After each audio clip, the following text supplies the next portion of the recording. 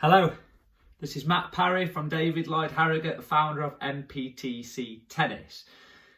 Before we crack on with today's video, we've got some big news.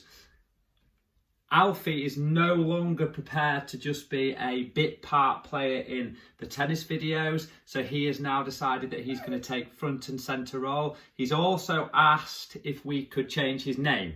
So from now on, instead of Alfie Parry, he's going to be called AlFred Parry from the great Fred Perry. So that's going to be his tennis alter ego. So this is the little AlFred Parry. He's put on his best top outfit like they used to play back in 1907 when Fred Perry was around. So that's the news for today. So here he is. Okay, so I'll pass him back to his mum. Thank you, AlFred Parry. Goodbye. Okay, so today's video is going to be the Volley Series. We're going to do this in 2 parts. It's not something we're going to spend loads and loads of time on because I'm a big believer that you don't have to practice your volleys that much because most of the teaching I do is singles. There's not a massive amount of volleying in singles. So in the grand scheme of things, you should be practicing your serves most, your return of serve second, then your ground is in your movement, and then your volley should be down the list of things to practice. But we're going to go through a little checkpoint to make sure that you've got those basic techniques. So to start with, like always, we go grip. Grip for volleys is really, really simple. There's no opinions out there either way, really. It is the continental grip, or what we call the chopper grip. So it is bevel number 2 on the racket. So number 1, number 2, right index finger laid on that bevel there, and that will be the same for your forehand and your backhand volley. You do not want to change grips if you can. Some people do, I actually do myself, but you are better off having that continental grip.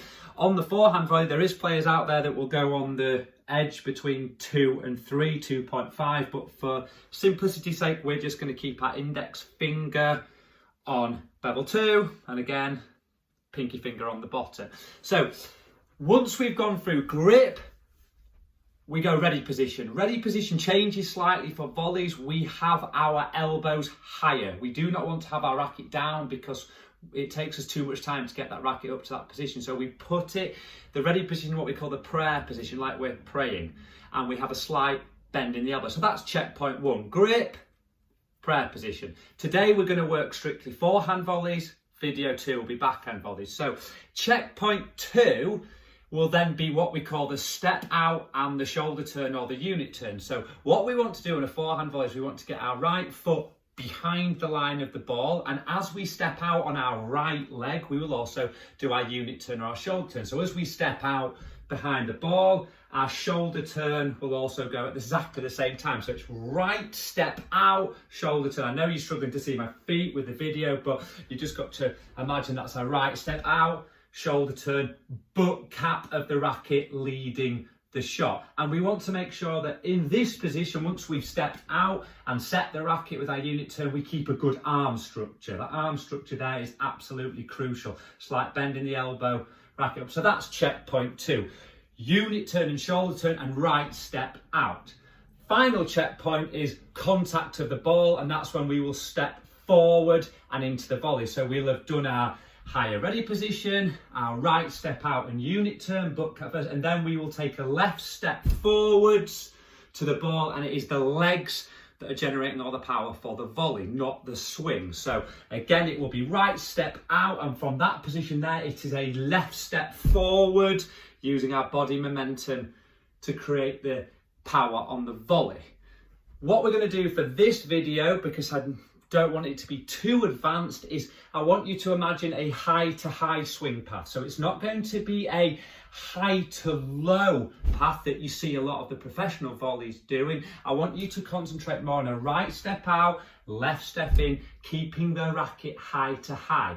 The reason I want a high to high path is I want to stop doing what we call scooping of the ball. We see the top players, the really good professionals out there putting a little bit of underspin on the volleys, and we try to copy this, and this creates this scooping action of the volley, our wrist coming underneath, and that's not really what we want to do. We can develop underspin once we've got our basic technique in place. So there are your checkpoints. Checkpoint 1, grip and ready position. Checkpoint 2, step out and unit turn. Checkpoint 3, step forward with the left, butt cap in front, high to high finish. Hope that helps. Hope you've enjoyed the new tennis alter ego, AlFred Parry. He's going to be in a lot more videos. Get practicing.